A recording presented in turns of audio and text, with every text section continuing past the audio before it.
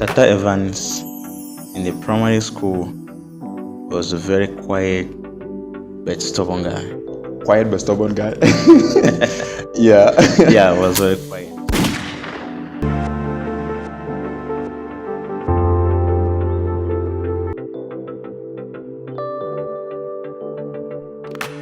Okay, thank you so much, everybody, for your time. This is Ngong George Fonyoy on the Lions podcast.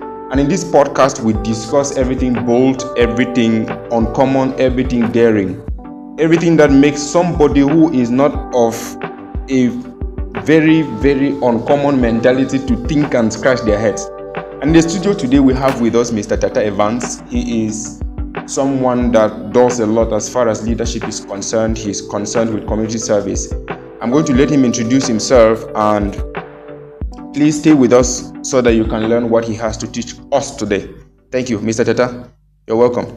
Thank you so much. It's a pleasure to be here today. I'm happy to be here.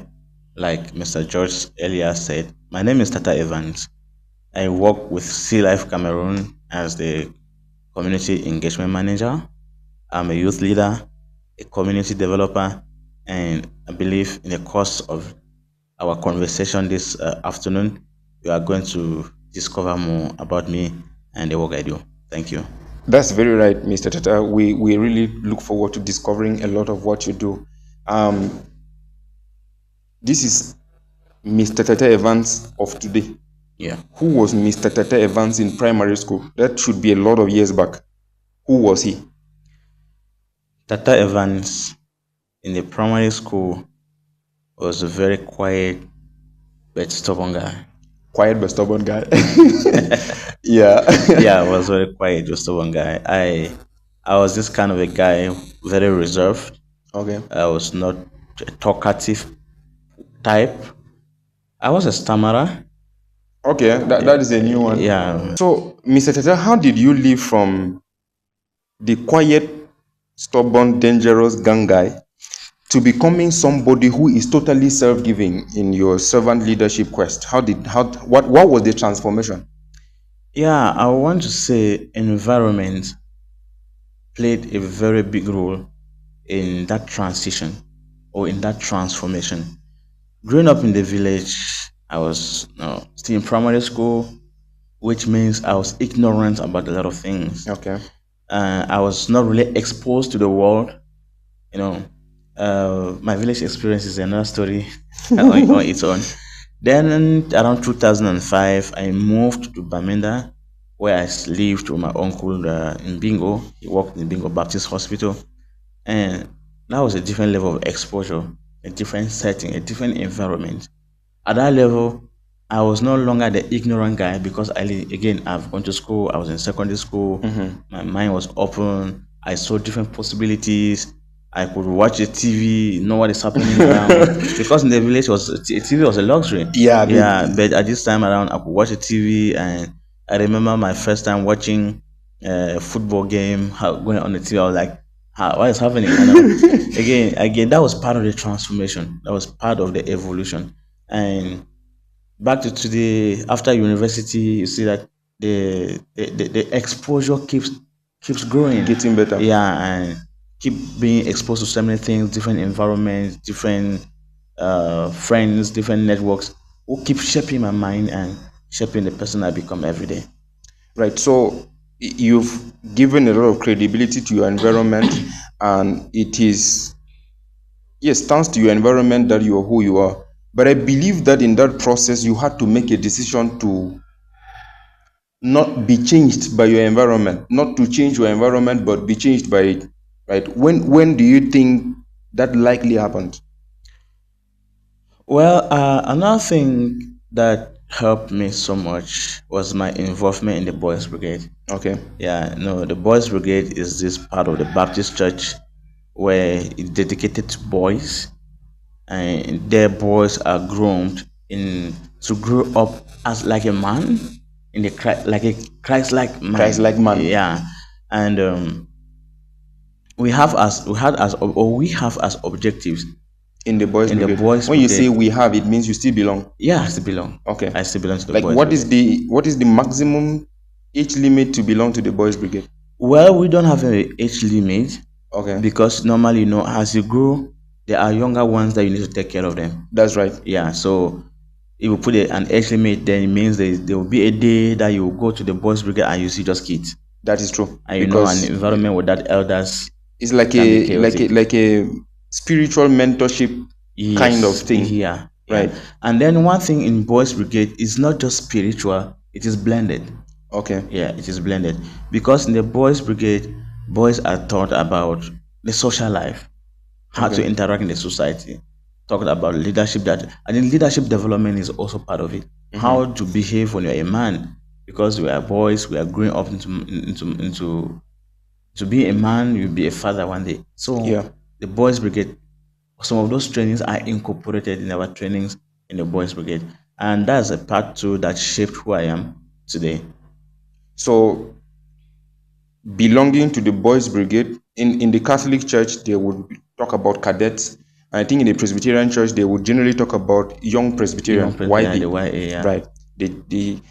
These groups are church groups that, I mean, based on what you've talked about the boys' brigade, it means without it, a lot would have probably not been the way it is. For sure, for sure. Okay. And again, remember, I'll keep giving credit to my environment. Okay. And, well, I think the decision wasn't really mine Okay. because my uncle, of course, he should also have part of the credit as well. Just his decision to take me out of the village played a lot around my evolution.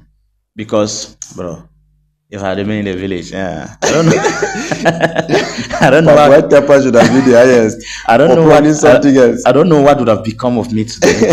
But thank God he took that, because again, just of recent, we are six of us from my mom, three Okay. boys, three girls, and Interesting. I'm the last boy. So I was just pondering. I was like, but why is that when this man came to the village to take a child from my mom, why did he fall bed on me? Yeah, he would have taken He somebody would have else. taken someone else. Yeah. So you see that's again. It was. I want to put it again. That was a Divine providence. Divine providence. Yeah. Right. So you work with Sea Life now, and I've been part of Sea Life myself many years ago, and you guys do a lot of things, So could you shed more light on what Sea Life is, especially for somebody who is pondering about this servant leadership topic? Sea Life is a Christian, non-governmental, and non-for-profit organization. Our focus is on training. We train in three key aspects. We train the aspect of servant leadership. We train in the aspect of career development, and then we train the aspect of Christian discipleship. And why this training? Just maybe a small brief. The founder of Sea Life, she's based in the US, and she has grown in Cameroon. She went to Seka Baptist College. She schooled in Kenya. She went to the US. She went to South Sudan. Within this movement, she saw the struggle of the African youth. And at some point, as she would share with us, she kept asking God, how do I be part of the solution? Because she was not like, okay, Cameroon is bad, you are suffering, there's unemployment. She was like, how do I become part of the solution? And God laid in her spirit, train the African leader. Because at Sea Life, we believe Africa's problem is not poverty. We are the richest continent. Our problem is leadership. Yeah. Not that we don't have leaders, but there's a problem with leadership. Probably we need to redefine leadership, because everything rises and falls on leadership. With good leadership, Cameroon will transform in the twinkle of an eye. But with poor leadership and governance, Cameroon will even get worse from what it is today. And I believe that the reason why it is servant leadership is because most of the times when we talk about leadership, a lot of people are thinking about Paul Biya. Yeah. He should change the country from where he is while we wait for the results. But I believe servant leadership is like the reverse. It's the reverse. That is why I said there is a serious need to redefine leadership. What leadership is. Yes. Because many people feel leadership is top-bottom. Yeah. But at Sea Life, we are bringing the new mindset to see leadership as a bottom-top approach. Okay. Remember, there's this popular statement that the change you are looking for begins with you, not from the top. That's true. Yeah. So we believe that leadership is about service, leadership is about responsibility. And we also want to make people or our young people see that leadership is not about position. Because when you talk about leadership, in many cases, people see a position. That is why when you talk about leadership, many people want to see the president. Yeah. When you talk about leadership, many people want to see the SDO and the governor without knowing that they themselves, that is where Are it the starts. leader. Yes, it starts from there.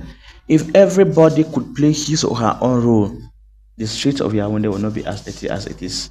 Yeah. But because we fail to take our responsibility, it is the way it is, and then the blame will go to the top leadership. Whereas it begins right here with us. With us. Yeah. If I threw groundnuts from my pepper and I put it in my bag, I am already doing a bit of what this should be. That is a sense of leadership. Right. I saw a quote the other day for, is it a quote or an examination question for a NAM student? And it said, you have the right to criticize the state. It's your right. Go ahead and criticize the state, but know that the state is you. Yeah. I mean, that kind of stopped me on my tracks, because I was like, yeah, I do have the right to criticize the state, but I have to know that I'm criticizing myself. For sure, for sure. True. Because, I mean, leadership, if everybody were to do their part, which is then the leadership, it will make all the sense, because it means as long as I am conscious that I'm renting in this apartment or in this building and I'm taking care of it, and the landlord is taking care of her own part, everything will turn out well for everybody else. The thing is that we sit down counting on somebody else and all of those things. Now, what does it take to, I mean, you guys train 7 leaders. Yeah. What does one need to do to be trained? Yeah, to be trained as a servant leader or in the servant leadership fellowship program is just need a willing heart. Okay. Someone who is willing to learn, someone who is ready to pay the price. I was talking to a group of young people last week in Bimbia. It was about career development, job search techniques. And one of the things I was hammering on was on the aspect of paying the price. Many people want to be great, and they don't want to pay the price of greatness. And nobody wants the sweat. Yes, but they don't want to enter the sweet. Yeah. And there's a saying that there's no sweet without sweat. Without the sweat, yeah. Yeah. So in order to have the sweet, you must sweat. It's not victory without the story. Sure. You will not want to harvest from a place that you did not plant. You didn't plan. So people just be willing to pay the price.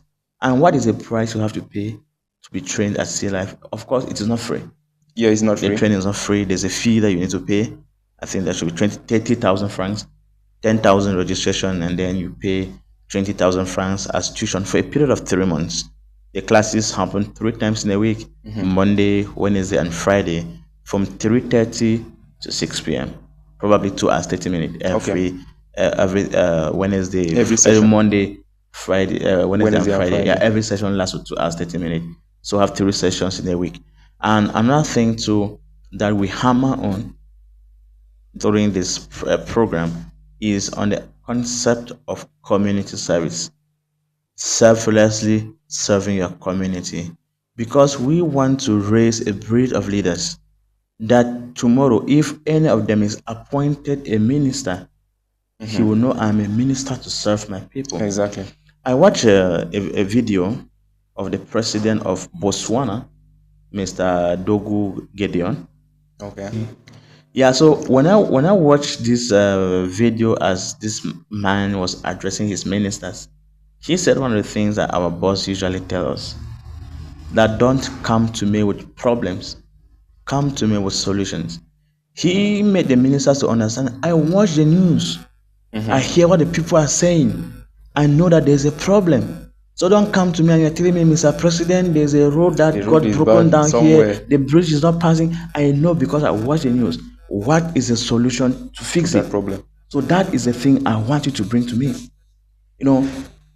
We are raising a breed of leaders who will grow up, or whom, when given this position, they will be there to bring solutions and problems. And community service is one of the way that we want to cultivate this new culture, whereby you are not just blaming the government for not doing their work, you are also doing the work and then you are proposing solutions. For example, you talk about the trash, the poor waste disposal in Yaoundé.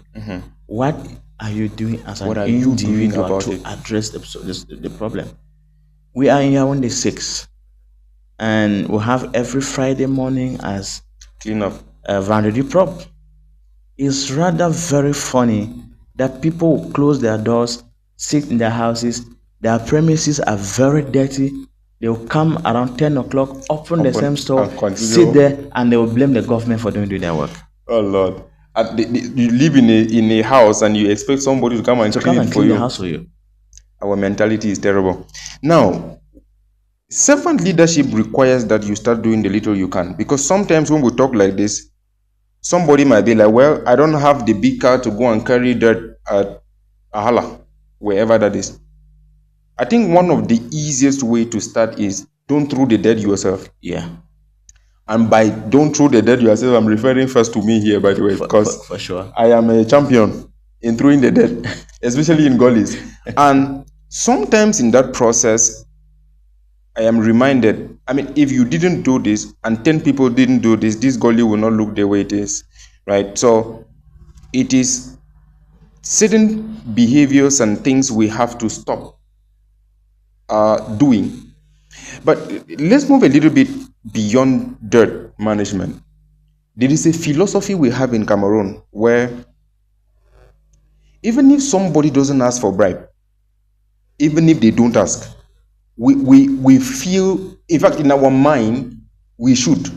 For example, when you go to produce your ID card, and they've given you ID card, you're supposed to go home because the person did their job. Right. Now, out of excitement, like, oh, this is rare, I've had my ID card, let me give you 500. Now, of course, that is not bribe.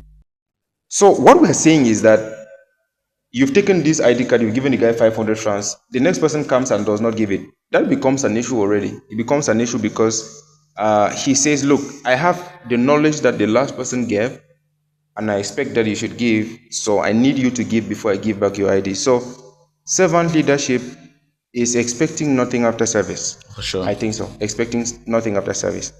Now, Mr. Tata, you've grown up in Cameroon, you've schooled in Cameroon, I think you've been out of the country a few times. What is your opinion as far as the education system of this country is concerned? Well, I want to say Cameroon at the basic level, again, as I had a session with a professor who teaches in some of the top universities in the United States. He was at the office the other day, and he was just appreciating the work that we do, Cameroon does at the level of basic education, Okay.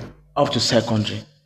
Because he said when you leave Cameroon with your advanced level and then you go to the United States, you are good to go. Okay. Yeah, I know, because again, our system trains you not just to focus on one thing.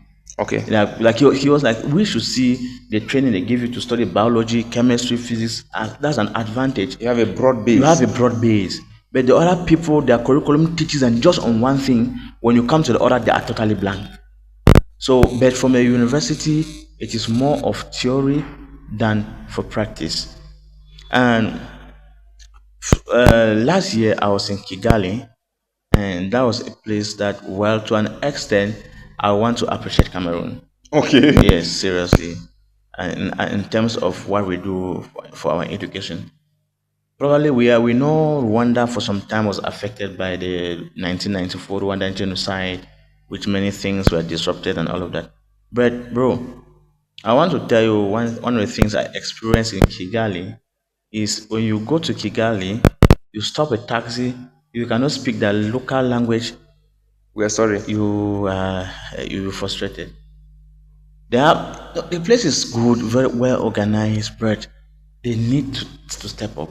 Okay. Because no, Kigali is like the hub, the new African hub, where tourists are coming in from all over the world just to enjoy the beautiful work Paul Kagame has done in Rwanda, in restoring Rwanda after the genocide. Yeah. But the guys need to step up their game.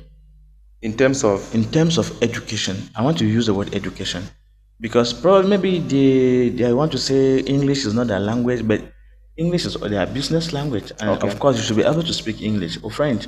But those guys, they speak their Kiruwanda, which means if you cannot speak the Kiruwanda, conversation will be very difficult. It's going to be tough luck for We you. took a taxi going to the market, one of the biggest market, I think one of the African markets in Kigali called Kimironko. Okay. We had a lot of challenges along the way because we could not converse with the driver.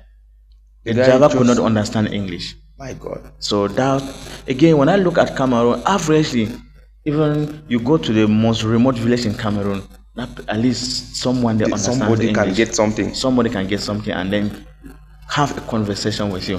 So that was an experience. When I look at it, I said at least we can appreciate Cameroon to an extent. By the way, this is the first time I'm hearing somebody praise Cameroon as far as education is concerned, because a lot of people just damn Cameroon.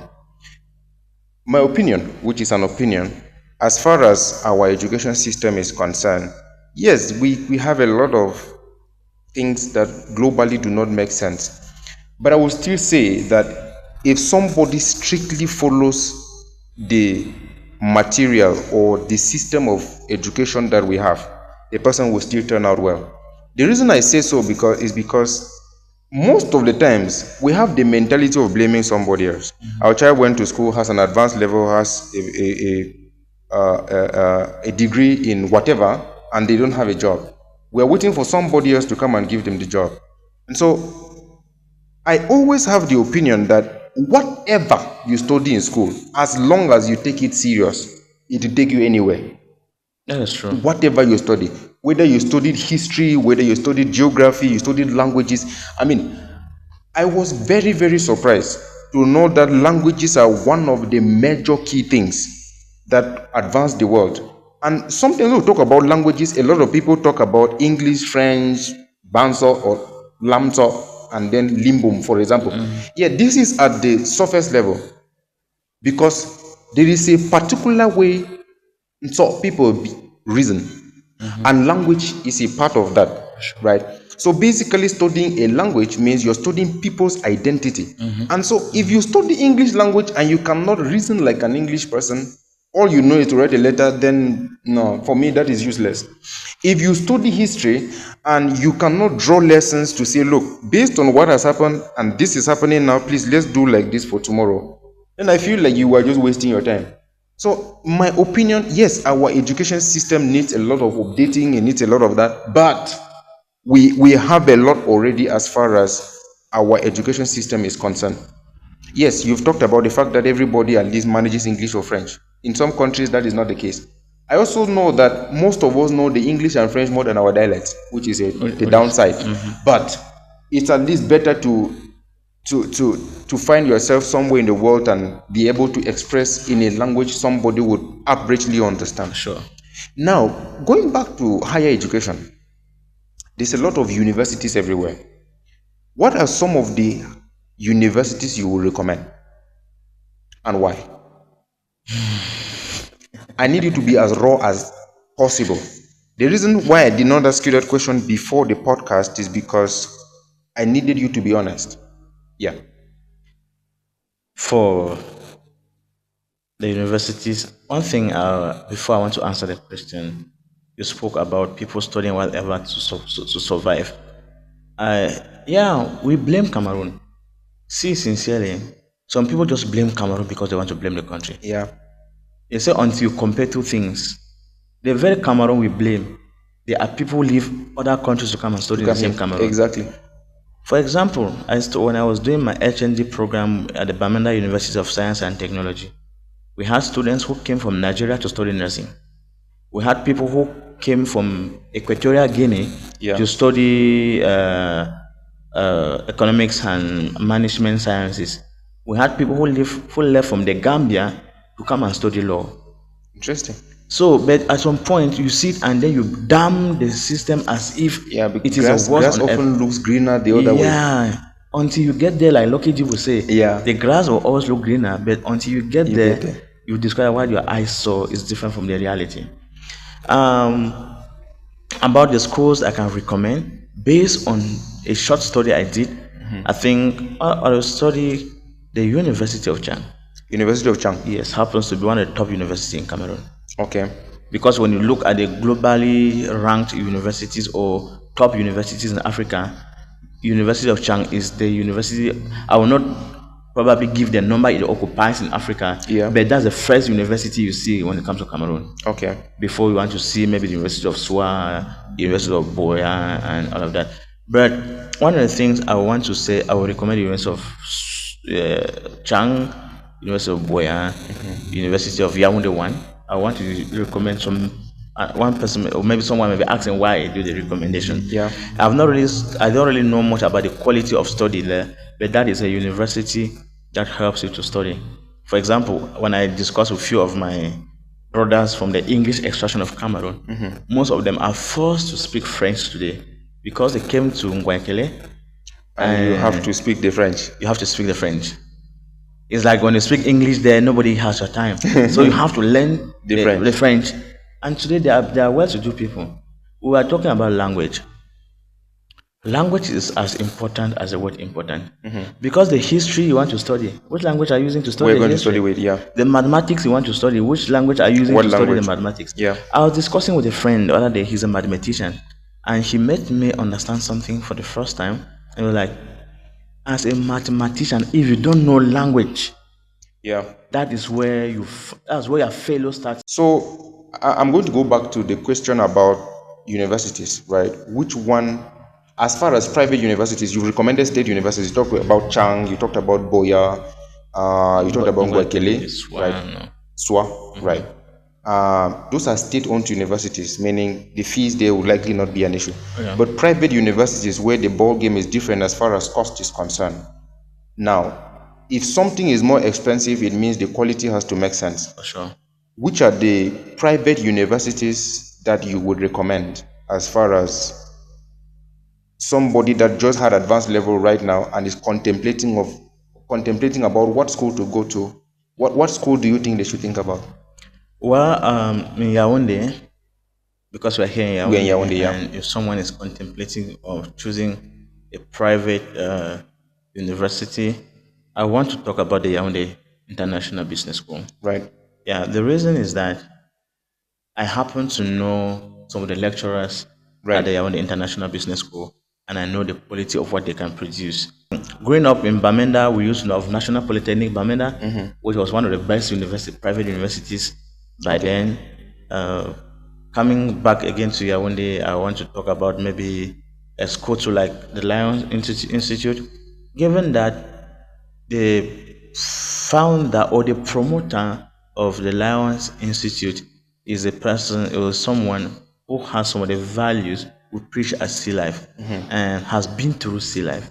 So we know the values we preach at Sea Life. He knows the values and he is transmitting them into his students and onto the curriculum, the extracurricular activities of the school and the training, the extra trainings they give to the students apart from the regular curriculum that the government gives, but at least there's also an extracurricular trainings that they give to students to prepare them for the job market.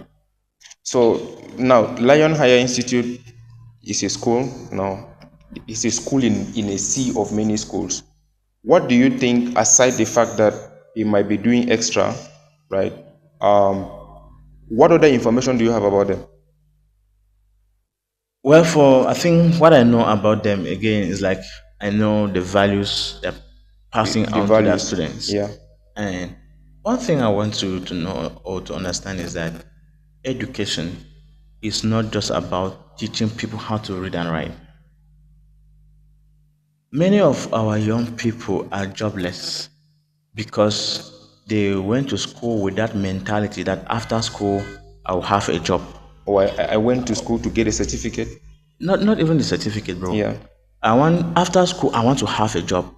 Or I write concours. Yeah. The moment I write the concours and I fail, the moment I don't get the job, yeah, life begins to be frustrating. Yeah. And the next thing you want to think about is maybe get into drugs or find a way out of Cameroon through the Mediterranean Sea. Yeah. And all of that. Yeah, many people have succeeded through those roads, but bro. So again, just training young people with values that can help them to integrate into the society when they leave school is very important. Now, you've talked about Yaoundé International Business School. You've talked about Lion Higher Institute. Do you know of any other school you can recommend? Well, we have schools like maybe CITEC. I don't want to talk about CITEC because I don't really know much about CITEC. You don't know much about I want to talk about schools that at least I know someone, I know what they do, and at least I can stand anywhere and defend. All right. So, Mr. Tata, it's been a pleasure having you on the show, and I mean, you've talked about a lot: servant leadership, education, and mentality, and everything. One of the major things that these topics touch, as far as servant leadership, mentality, education, is we're talking about the human person and personal development. Yeah. Right. Now, this is a twist kind of question. I don't know, but which is more important, the certificate after school or the knowledge? Both are important. Okay. Because the certificate without the knowledge is useless. Let's assume and knowledge without the certificate can also lead you. Let's assume that you have to choose one. Yeah, I want again. Is a tricky question. Let's assume God shouts from heaven and is like, hey, Tata, choose one. Which one goes first? Maybe like not necessarily like the only, but which one comes first? Yeah, in the scale of preference, knowledge comes first. Knowledge comes first. Yeah, because again, as a Christian, the Bible makes us to understand that without knowledge, my people perish. Yeah, without knowledge, people perish for the lack of knowledge, not for the lack of certificate. But for the lack of knowledge. Yeah, the lack of knowledge comes first. But I equally want to stress on the importance of certifications. You will not go and tell somebody that, hey, bro, I'm a medical doctor. Yeah, without the certificate to prove that you have been trained. Yeah. You might have the knowledge, you might have the whatsoever, but they need that license, that certificate to prove that truly you have the knowledge. So that's why from the beginning it was difficult for me to separate. Okay, thank you so much, Mr. Tata, for being on the show. We look forward to having you next time. God bless you.